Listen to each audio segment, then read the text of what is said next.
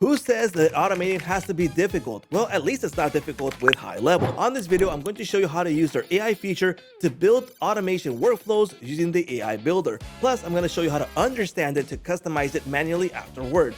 So let's get started. This is HighLevel, and if you want to check it out, jump over to the link in the description right now. Let me go ahead and jump over to my workspace. This is my agency view, and I'm going to jump straight into the account that I have. So this is my account for a business that I have for demo purposes, and I'm going to build the automation right here. So let's go into the automations menu here, and we have a list of our available workflows, including the published and draft, and we have the option to create a brand new workflow. Now I can use AI, which makes things super easy, or I can do it manually by creating a workflow right here, starting from scratch, using AI, select from a template, import from a campaign or a company-based workflow. The beauty about AI is that we can actually describe what we need for our particular purpose. So it's not a random general template, it's exactly what we're going to need. But in this case, let's go ahead and use this example, delete nurturing automation. So let's go ahead and send this off to show you how easy it is. Now, I do recommend that you take some time and describe exactly what you're going to need. Here we go. It has now been built, including the actions that were taken here. So here's action 1 through 13 of what's going to happen, and it's the 7-day SMS campaign right here. So here we go. The trigger is going to be when the missed call is detected. Then it's going to continue with day 1 with an SMS, wait a day, so there's a pause for this, and it continues until the 7th day. So that's exactly what we wanted for this automation. Super easy, not complicated at all to start building. And if I need to customize every single aspect of this, just go ahead and select the element, and we'll have the editing features here on the right. Let me go ahead and build one more for you just to show you that this is just too easy to do. Let's go ahead and build with AI. Let's do a form automation now, and let's go ahead and send this off. Again, AI is going to do its job, and it's going to create it for me. Again, I do recommend that you take some time to describe exactly what you want so it builds it just the way you want it for your particular business needs. So that's what you're going to need. And here it is. It is now built. We have the automation right here. Now, aside from just building it with AI in the beginning, we can actually continue chatting with it to make changes. So I'm not stuck with what was built in the beginning. I can actually continue with AI to keep customizing it. Now, how to customize this manually? So just like you saw, I could do it with AI or I can do it manually by selecting the elements right here. For example, this is the trigger, but if I wanted to add a manual trigger, I can click on add a new trigger or click on the button over here that says add.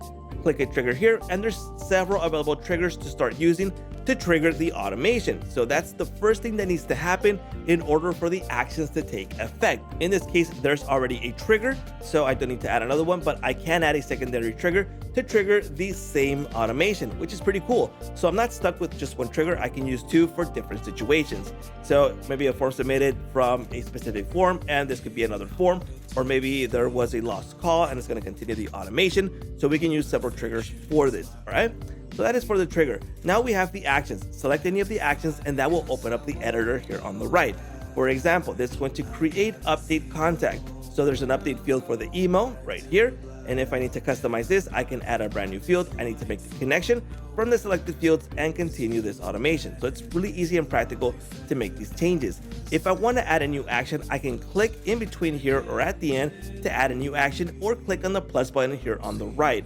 I can click on the action, and there's several available actions right here for the actions and the apps that we can connect to. So for example, if we want to send over details to Airtable after the whole automation process is done, that is possible, or maybe in between. Let me just go ahead and click on create record. Let's go ahead and click away.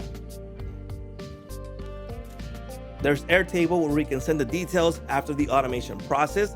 And then there's actions. For example, let me just add a quick action here, add to notes, right? Let me go ahead and save this action really quickly. Let me go ahead and just say test and test for testing purposes. Let's go ahead and save this. Now it doesn't have to stay here. I can actually move it in between one of these sections in case I want to trigger this in between one of these actions. So customizing it is super easy. Each one of the actions that you add will provide different settings on the right for different situations. Each one is going to be unique. Now I can zoom in, zoom out. I can use the buttons over here to zoom in and zoom out.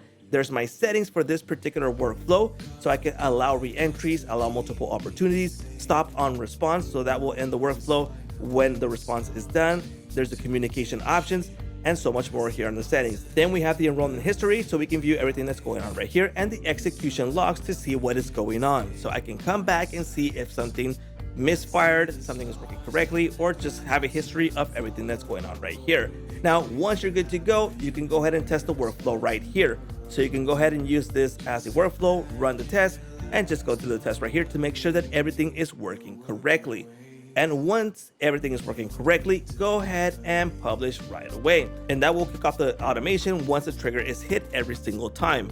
So building automations here on HighLevel is super easy and practical. So I would highly recommend that you get started with HighLevel. It's not going to be difficult at all to start using it. So if you're scared of AI or manual automations, that has to be gone because it's super easy to do so right here. So if you want to sign up for a HighLevel account, go ahead and sign up in the link in the description and you'll be good to go.